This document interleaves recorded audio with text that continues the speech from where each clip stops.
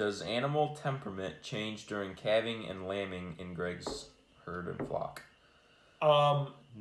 Sort of. Temperament as in, like, well, I would say... It depends on the animal. There's a few cows that'll get a little, not snotty, but kind of protective. I will say this. When we the procedure that we go through when we tag an animal is like, so like say the three of us, because that's... We don't tag like, the sheep, so... We don't tag the sheep, so we don't deal with that. But with the cattle, calf drops on the ground, we wait at least 24 hours before tagging that calf because we want that bond to be developed between the mother and the calf.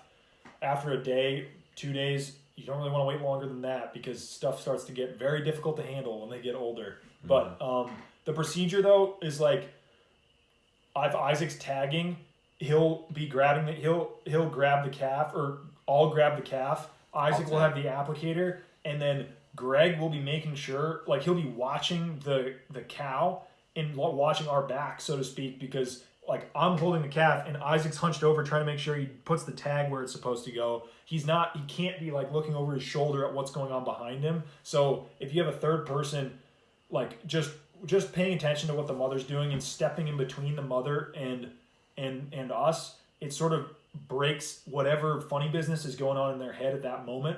They're like, oh shoot. Sometimes they'll forget and they'll go running off, like thinking the calf like went the other direction. Yeah. And then you finally get the calf tagged and you get it to like bawl a little bit or make a sound, and the mother will turn around and come running back.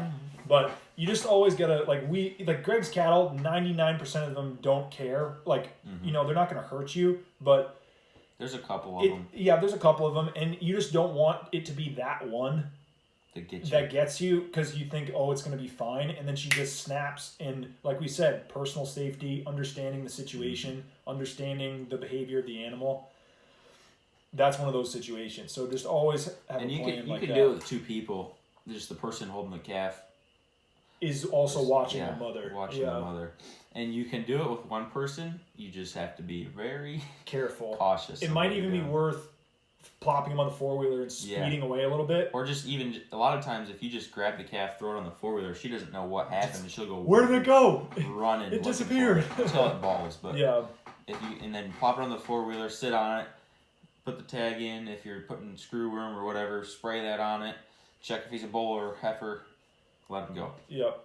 Or bring him back to his mother and make sure you always want to make sure they join up, because that relieves the stress. I guess the long answer to that question is potentially their temperament could change during calving, and you just don't want to take that chance. Yeah. You just gotta have a plan. But for the most part, they still maintain like a mellow vibe. But yeah.